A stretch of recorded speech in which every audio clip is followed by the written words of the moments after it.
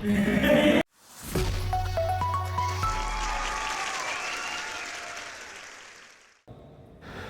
guys, selamat datang kembali di channel Hobi Kidal. Di video kali ini aku berpasangan dengan Andi, aku yang pakai baju merah ya. Pasanganku ini lemah di kaki, khususnya di lutut ya.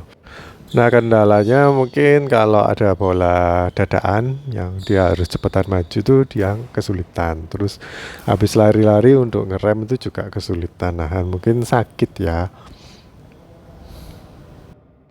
Baiklah, di video kali ini aku ingin bahas mengenai kalau kita itu main partneran sama temen yang memang punya kecenderungan atau mungkin cedera tertentu, itu bagaimana kita harusnya sebagai partner itu cara mainnya itu bagaimana. Tentunya kita nggak bisa main seperti yang seenak kita biasa main sama partner yang normal ya.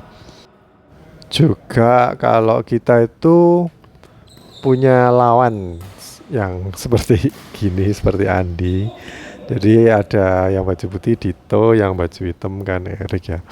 Kalau lawan kalian tuh cedera di kaki atau mungkin nggak cedera tapi memang footworknya buruk, itu kalian mainnya gimana biar kalian bisa menang ya.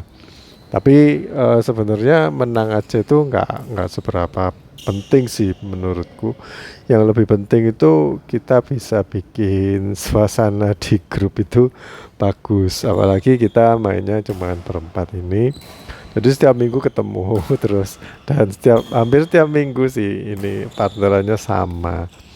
Jadi kalau kita itu kadang, oh yang itu nggak bisa main, misalkan aku padaku bagus mainnya, terus lawan itu ada yang anak kecil gitu ya, oh itu nggak bisa main, ayo kita incer, nggak gitu ya teman-teman. Jadi memang kita kepingin menang sih, cuman jangan sampai kayak apa ya, bikin orang itu nggak kerasan gitu kalau di grup. Oh, tiap kali aku memang lemah, tapi tiap kali aku di grup ini kok diincer atau diekspos kelemahannya. Nah itu bikin suasana di grup nggak seberapa menyenangkan ya buat orang itu gitu.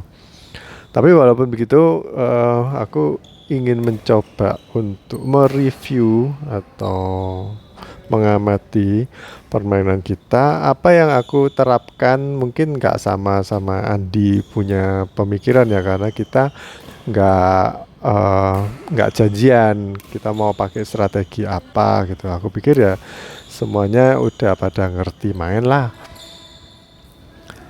Kalau buat aku sendiri ya, dari aku sendiri strategiku nggak bisa ini. Kadang-kadang memang aku lupa sih. Karena kebiasaan kalau main tuh aku kan nata terus smash jadi kayak mancing dulu biar lawan tuh ngangkat bola terus aku smash gitu. Biasanya aku mainnya seperti itu, tapi karena kalau aku smash terus lawan bisa kasih, apalagi lawan tuh suka ngeblok ya. Jadi kalau ada dua macam kan, lawan tuh kalau di smash keras dia ngangkatnya keras ke tinggi balik ke atas lagi atau lob. Ada yang cuman ngeblok aja, ngeblok itu ditaruh di depan itu. Nah kalau aku eh, setiap kali aku smash harus maju ke depan untuk ngambil bola ya capek juga ya.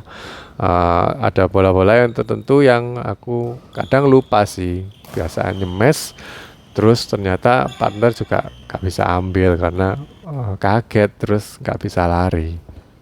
Nah itu yang mungkin uh, aku harus hindarin ya.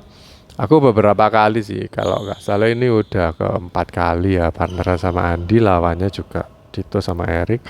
Kalau nggak salah di pertama kali main tuh lama banget sampai sebenarnya jam sewanya udah habis, tapi minjem jam sewa pemain berikutnya ada sekitar 15 menit, terus kita itu sampai jus. Kita kan mainnya game 30 ya, pindah bola.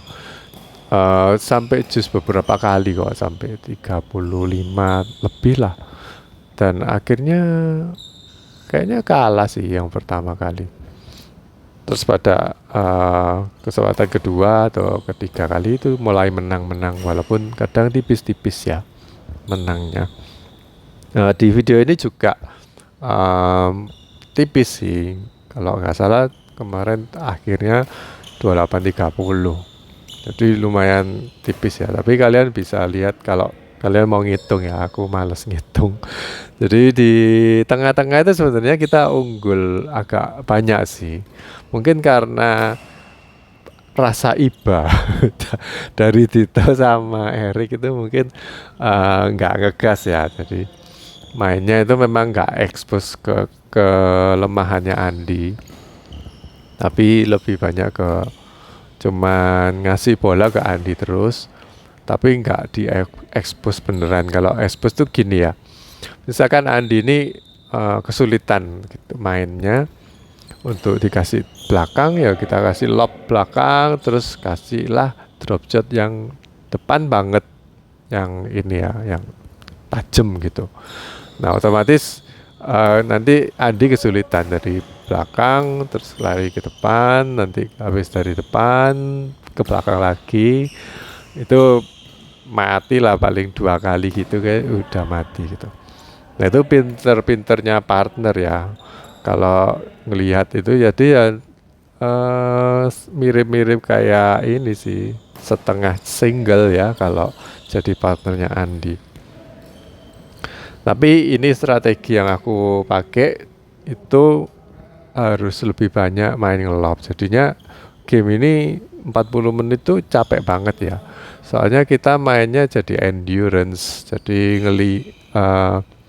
mainnya menunggu lawan berbuat kesalahan, kalau enggak kita sendiri yang berbuat kesalahan ya.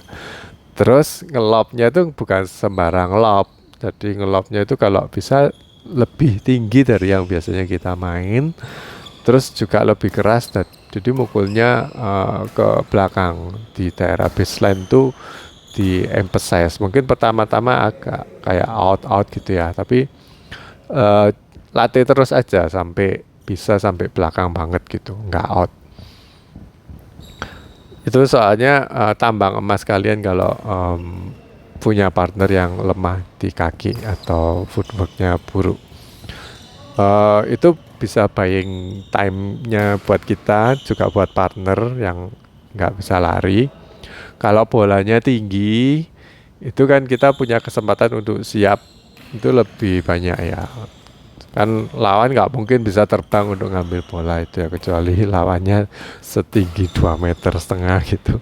Jadi kita harus kasih bola yang tinggi kalau bisa sih, dan juga tinggi tapi nggak nanggung ya sampai belakang banget gitu. Tapi ada beberapa bola-bola tertentu ya, kalau kita main belakang terus pasti apalagi lawan ini seneng ngecop atau drop shot, jadi kita habis ngasih lob harus siap untuk dicop atau siap di drop shot gitu. Dan buat aku sendiri, kalau misalkan Andi ngasih lob, itu yang harus siap jaga di depan tuh aku. Jadi aku kayak harus siaga ke 3 titik. Jadi titik yang satu di depannya Andi, daerah netnya Andi, terus daerah netku, sama di daerah lopanku, jadi di daerah belakangku. Seberapa bisa aku kayak gitu sih, cuman lebih banyak pakai intuisi dan juga pengalaman ya. Jadi ngeliatin gerak-geriknya lawan, terus juga kebiasaannya lawan itu yang bagaimana. Oh kayaknya teman-teman ini kalau dikasih lob, kalau gayanya kayak gini, itu 80-90% tuh bakal ngecop. Jadi waktu aku misalkan Andi ngelob gitu ya ke daerah lawan, aku lihat kalau ngelobnya pas nggak nanggung atau kelihatan berkualitas sampai belakang, terus lob serang ya. Lob serang itu kalau bolanya itu jatuhnya vertikal, itu aku bisa kira-kira ini susah untuk di drop shot, dan kalaupun di drop shot itu biasanya nanggung. Jadi aku udah siap-siap punya apa ya, probability atau udah kayak ngeramal gitu, kalau misalkan bolanya memang nanggung tapi deket sama net, kadang kan kayak Dito gitu ngasih drop shotnya itu nggak tajam, tapi kayak melambung tapi tipis, sama jarak dari netnya itu tipis gitu, kayak pemain single gitu. Nah, untuk itu aku harus bisa ngelangkah kalau minimal itu 2 kali langkah bisa langsung dari belakang itu, langsung aku bisa net kill. Jadi memang harus langkahnya lebar-lebar sih, tapi aku harus kalkulasi langkahku itu harus segitu. Kira-kira kalau ini sama Dito nggak jadi di lob, pasti di drop shot. Terus aku ngelangkah langsung 2 langkah, langsung aku smash gitu. Kalau bisa sih. Juga ada beberapa bola yang sebetulnya aku udah prediksi bakal di situ, tapi karena terlalu terburu-buru jadinya ada yang nyangkut juga. Jadi kalian harus lebih hati-hati sih kalau mau niru cara ini ya. Nah, Andi ini sebenarnya kalau dikasih bola-bola yang seperti ini pasti udah hilang dari peredaran lapangan gitu. Jadi ya apa ya, baliknya itu kurang cepat. Terus juga kalau misalkan maksa untuk balik itu pasti nggak enak gitu, buat posisinya buat ngembaliin bola itu nggak enak. Ada beberapa kali ketika ada bola lob, mungkin aku lob atau Andi sendiri yang ngelob, itu di smash oleh lawan tajam. Dan sebenarnya nggak ini sih, walaupun nggak keras tapi tajam, itu sebenarnya gampang bisa dikembalikan dengan enak kalau kakinya itu pas. Aku lihat Andi ini sering kali kalau habis misalkan backhand gitu, backhand lob, terus dia itu puter badan baliknya itu kurang cepat gitu. Jadi kakinya itu masih miring, terus udah di smash. Jadi perlu diingat ya, kalau kalian habis backhand lob gitu harus cepat-cepat balik badannya hadap ke depan tuh harus cepat, terutama kakinya ya. Jadi kakinya jangan sampai serong menghadap kemana-mana, tapi harus ke lurusannya bola. Ini masih ngelob lurus loh ya.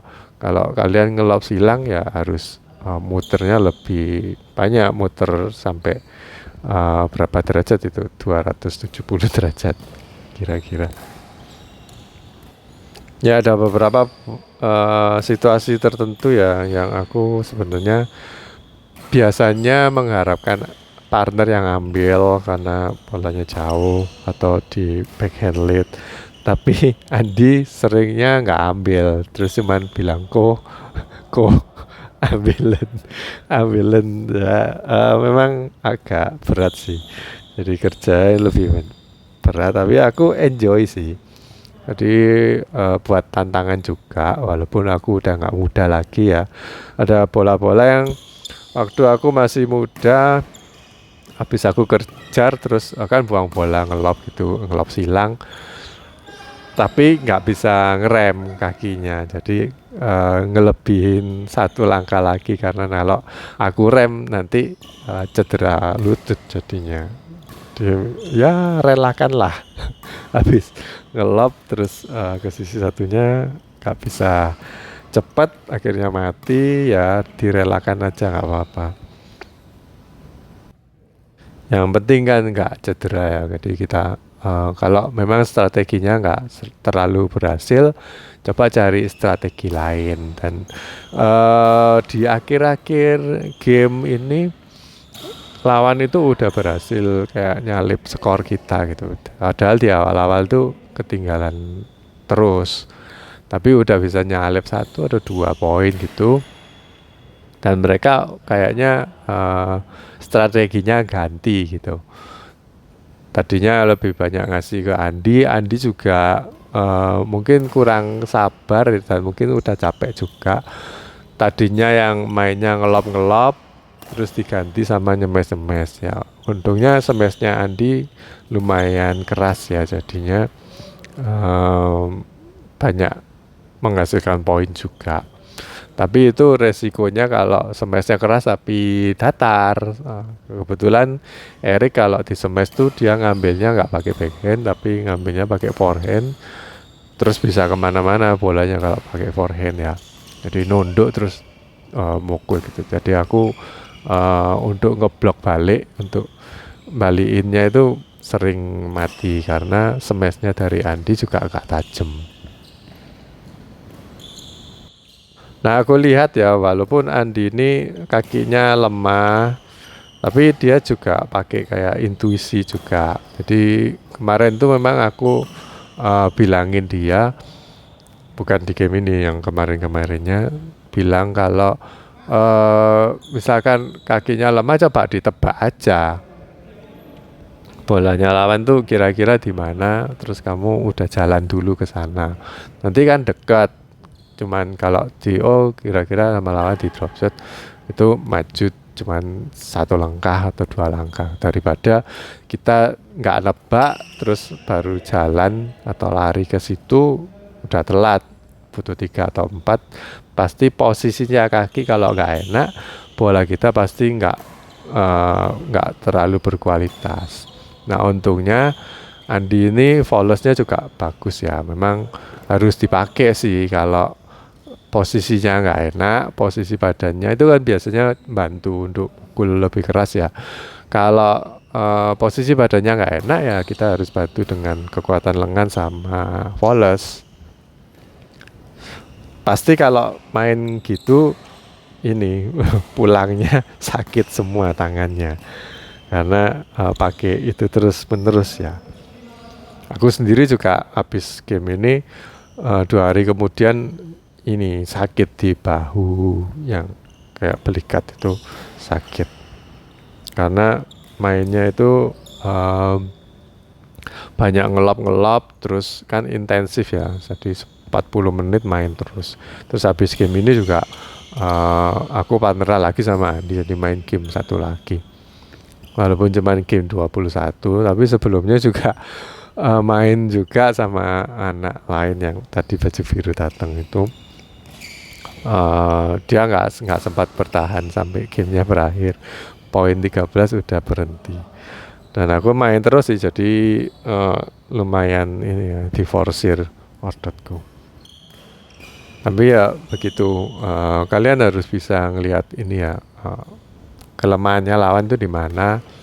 Biasanya ada bola-bola yang aku kasih sebenarnya kesulitan buat lawan, dan itu Andi ada di depan ini ya, tapi nggak depan banget, kayak di sebelah, di lurusannya yang aku kasih itu bolanya nanggung. Kalau Andi itu bisa maju lebih cepat harusnya bisa nyemes, tapi karena nggak bisa maju cepat akhirnya cuman di net aja, terus atau ditaruh diangkat lagi atau di placing. Nah, itu yang bikin aku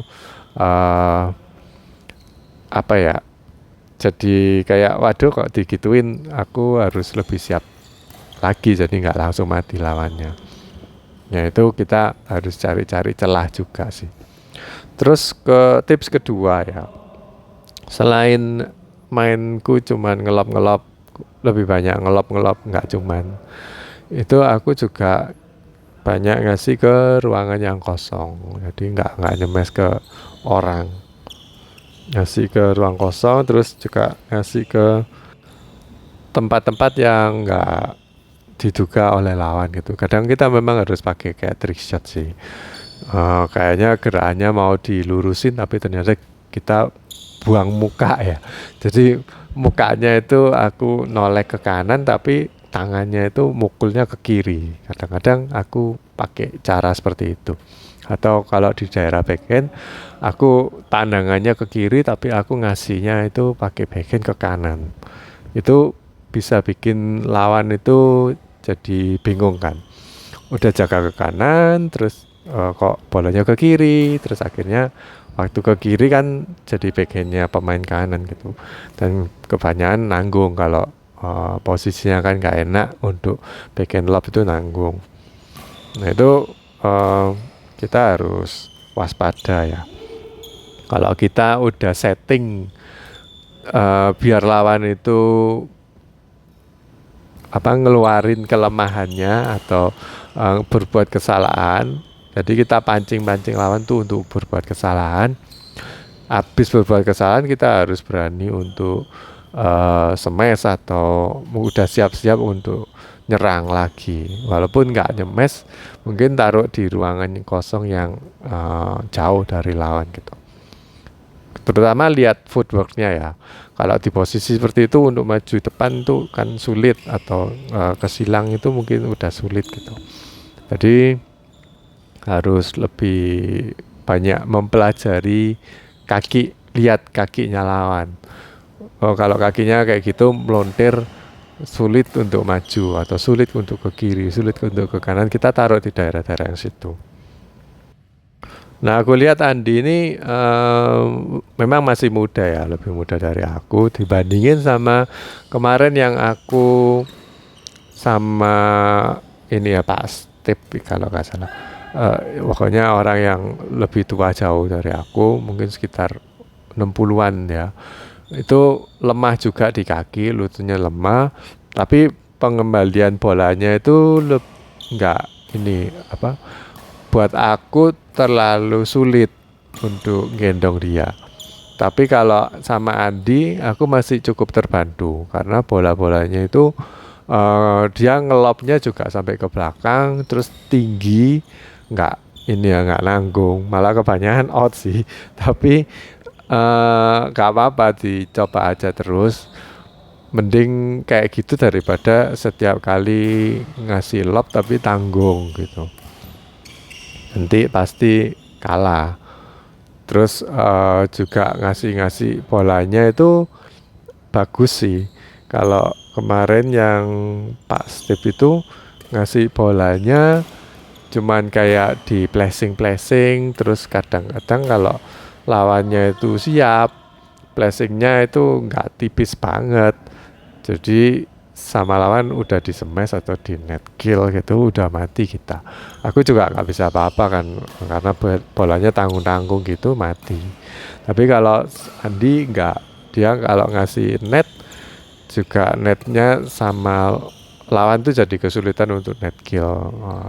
Nettingnya lumayan bagus, walaupun aku lihat tekniknya agak salah ya di daerah forehand, tapi ngenet kok pakai pegangan backhand itu. Aku jadi was-was karena bolanya nanti di smash, tapi jadi aku harus siap-siap untuk jaga di lurusannya Andi ngasih net itu. Dan ternyata sama lawan tuh biasanya di lob. Nah, kalau di lob lebih susah sih buat aku untuk ngambil, karena kalau nanti di lob aku ngasihnya mau kemana gitu, bingung, apalagi kalau ke daerah backhandku ya. Ya mungkin itu sih yang bikin aku lebih nyaman kalau partnerku walaupun nggak bisa lari tapi pukulannya bagus dan nyemesnya juga keras gitu, daripada yang nggak bisa lari terus naruh bolanya itu ngawur. Mending kalau misalkan pemula ya, kalau pemula aku anggap memang nggak bisa main, jadi ditaruh di depan aja loh. Pokoknya jangan lancang untuk ngambil bolaku. Nanti aku bisa atur walaupun mungkin nggak menang ya, tapi aku masih bisa mempermainkan ini bola, jadi ngatur bolanya itu masih bisa. Tapi kalau bolanya udah dikasih ke lawan terus dia sendiri juga nggak bisa ngatur bola, aku yang kesulitan. Jadi ini tips ya buat kalian yang kakinya lemah. Coba jangan main yang nanggung-nanggung, nanti kasihan partnernya yang gendong gitu. Dan juga kalau kalian memang lemah, tapi kalau masih dalam kewajaran, sakit dikit-dikit gitu, mungkin dipaksa dikit juga gak apa-apa sih. Aku lihat Andi ini juga kadang ada maksa juga ya. Maksa untuk ngambil, walaupun ngambil di belakang tuh habis ngelop kok kayak orang limbung mau jatuh gitu. Tapi ngelopnya itu cukup tinggi dan cukup sampai belakang.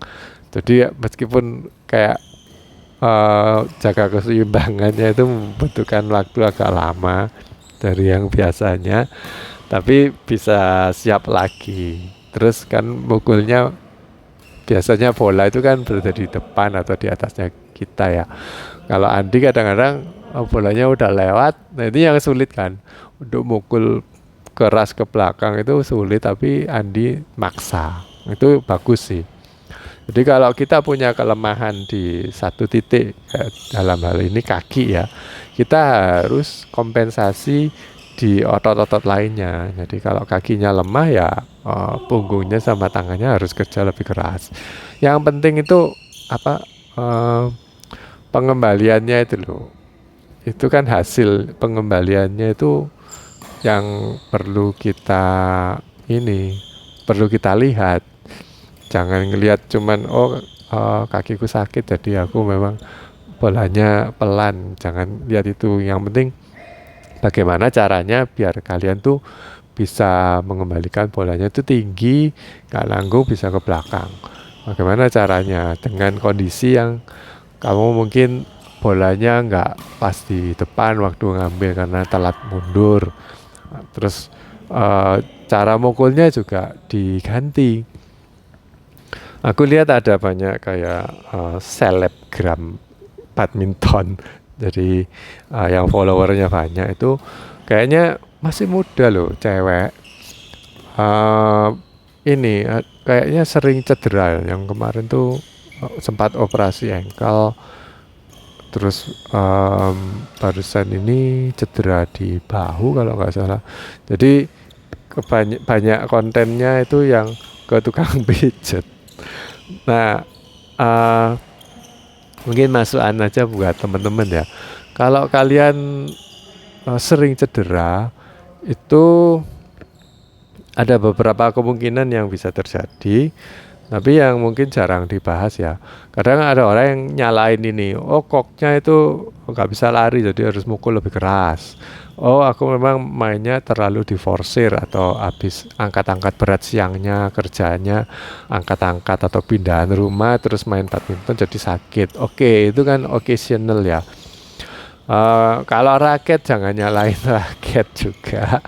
Raketnya gak enak, senarnya gak enak. Memang ada potensi untuk cedera ya. Aku memang beberapa kali ganti-ganti raket.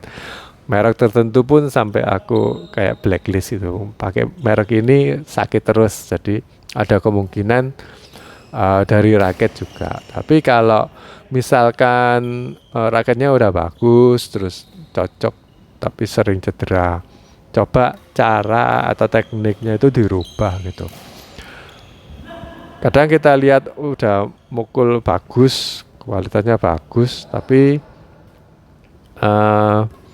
kok cedera, berarti bisa coba cara lain atau teknik lain. Kan banyak ya, teknik-teknik itu nggak selalu harus sama gitu. Yang di video kemarin kan aku udah bilang ya, kalau pemain China biasanya tekniknya itu sama semua, jadi kayak nyetak pabrik gitu. Pemain dari China dicetak di pabrik jadi semua tekniknya sama, seragam kayak itu loh, latihannya Shaolin, kayak dijejet-jejet terus nah itu sama, kiri kanan gitu. Sedangkan kalau di Indonesia kan pemain kayak Ginting, Jojo itu kan mainnya beda ya, tekniknya itu juga beda. Ada yang ini kok yang di YouTube tuh dari luar negeri ngamatin cara footworknya Ginting itu yang katanya nggak bagus, nggak sesuai teknik yang benar, tapi karena Ginting cepat, jadi dia nyaman dengan teknik yang itu, walaupun menurut dia ya salah gitu. Tapi dia bisa jadi atlet internasional kok. Sedangkan yang punya channel YouTube tuh sampai sekarang pun aku nggak pernah lihat main di TV. Jadi kok berani-beraninya menilai ya. Tapi aku yang pingin bagikan tuh ada banyak teknik untuk bisa meraih satu goal. Goalnya mau ngelop tinggi dan jauh gak nanggung dan gak out. Nah itu goalnya. Untuk tekniknya kalian bisa sesuaiin sendiri lah. Belajar banyak dari coach di YouTube kan banyak. Kadang yang satu ngajarin cara mukulnya kayak gini. Oh, bagian tuh nggak perlu pakai ini, ketiaknya diangkat dan sebagainya. Cukup langsung tangannya itu di atas terus tinggal pakai volley saja. Ada yang kayak gitu. Tapi kan ada juga yang pakai gerakan, yang pakai ini harus pakai grip yang seperti ini, terus mukulnya itu harus pakai supinasi dan sebagainya. Ada macam-macam sih, dari gripnya aja udah banyak. Mungkin alasan kalian cedera itu dari hal-hal sepele yang seperti itu, kayak gripnya salah. Nggak salah sih, mungkin nggak cocok. Teknik grippingnya coach itu nggak cocok buat diterapin di kondisi biomekanisme. Karena orang-orang itu nggak selalu sama ya, tangannya itu panjangnya nggak sama, gedenya juga nggak sama, grip raketnya juga nggak sama. Oke, jadi itu sekedar info aja. Kalau percuma ya kalau aku kasih kayak tips dan strategi, tapi kalian nerapinnya itu nggak bisa seperti yang diharapkan karena tekniknya mungkin salah atau nggak work buat kamu gitu. Jadi kalian mesti perhatiin juga hal itu.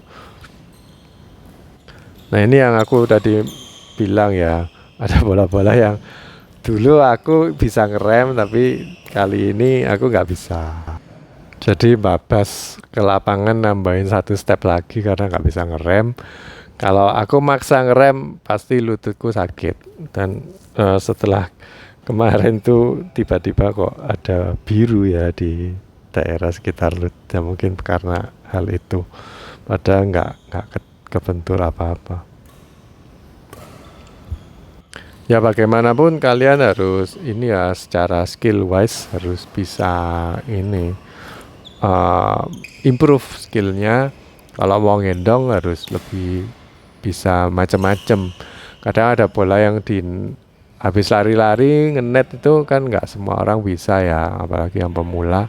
Itu kalian harus pelajari karena memang perlunya ngenet ya harus bisa kayak gitu. Terus buat lawan, ya ini kok aku ngajarin lawan nanti kan aku kalah ya gak apa-apa ya.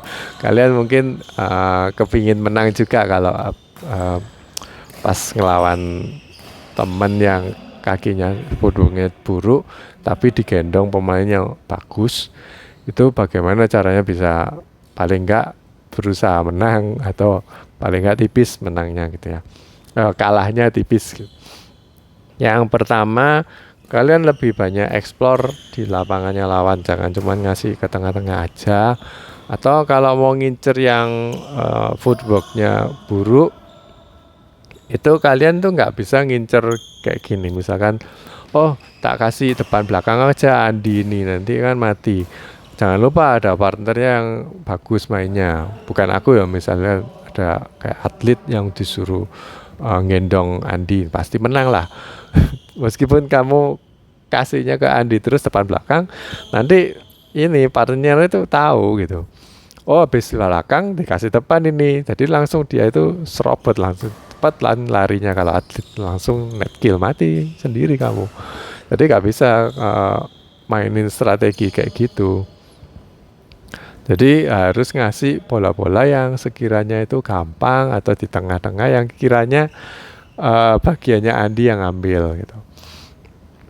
Kadang Andi kan memang nggak ambil walaupun itu bagiannya, tapi coba dieksplor lagi kira-kira mana yang biasanya diambil oleh Andi, mana yang enggak.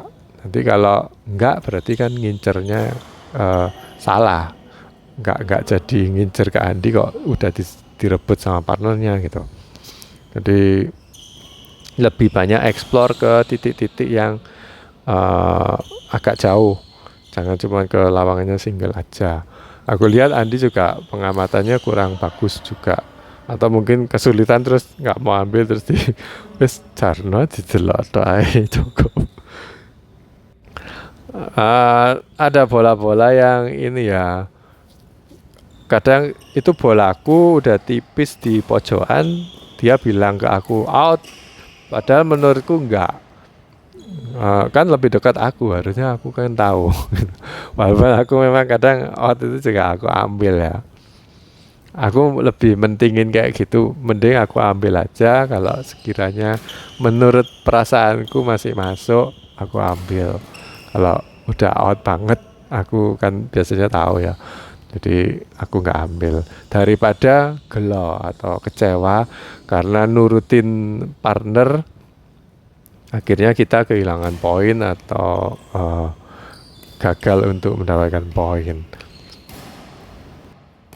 Jadi terus gimana kalau kalian sebagai lawan kepingin menang lawan yang ini footworknya nggak bagus, itu tadi kalian lebih banyak explore, jangan cuma ngasih ke depan belakang, tapi kalau misalkan yang kalian incer tuh berada di belakang, coba kasih ke belakang lurus 2 kali terus silang, jadi dia nunggu, oh enak ini aku dikasih iki terus gampang lawannya ngefur, terus ternyata ngasihnya ke sisi satunya dan kayak lebih cepat, misalkan di drive atau diapain, disemes ke silang gitu ya. Jarang-jarang loh aku lihat teman-teman tuh main nyemesnya silang ke daerah setengah gitu, jarang. Memang agak sulit ya, tapi coba dilakukan. Itu bisa dapat poin banyak sih. Apalagi buat yang gendong itu biasanya kaget kalau digituin. Asal nggak nyemes ke yang gendong ya. Terus juga ini, walaupun yang kalian mungkin secara logika, oh ini sing lebih gak iso melayu ini, Andi aja yang aku incer. Nanti pasti kita lebih menang, lebih punya kesempatan menang. Belum tentu.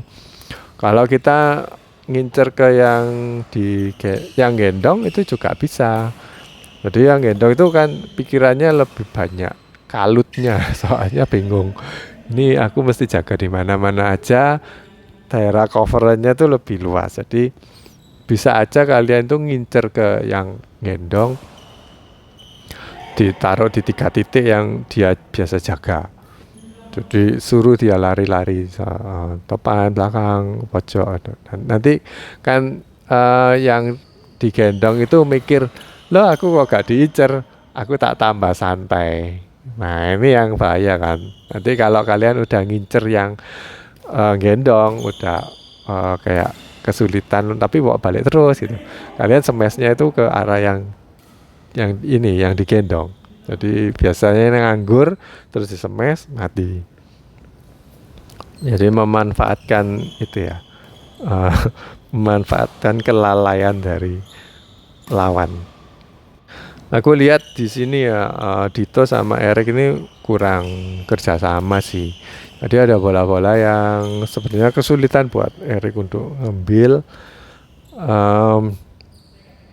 Terus Dito nggak mau bantuin, padahal kalau bantuin itu rallynya masih bisa berjalan lebih lama sih. Ya intinya kita semua memang harus belajar semua ya. Jadi yang gendong harus belajar, yang digendong harus belajar, lawan juga harus belajar. Ya kita bisa dapat kayak pelajaran baru sih dengan main dengan settingan seperti ini. Oke guys, jadi gitu aja video kali ini, semoga bermanfaat. Jangan lupa like dan subscribe. Kalau mau komen juga silahkan. Sampai jumpa di video berikutnya. Bye bye.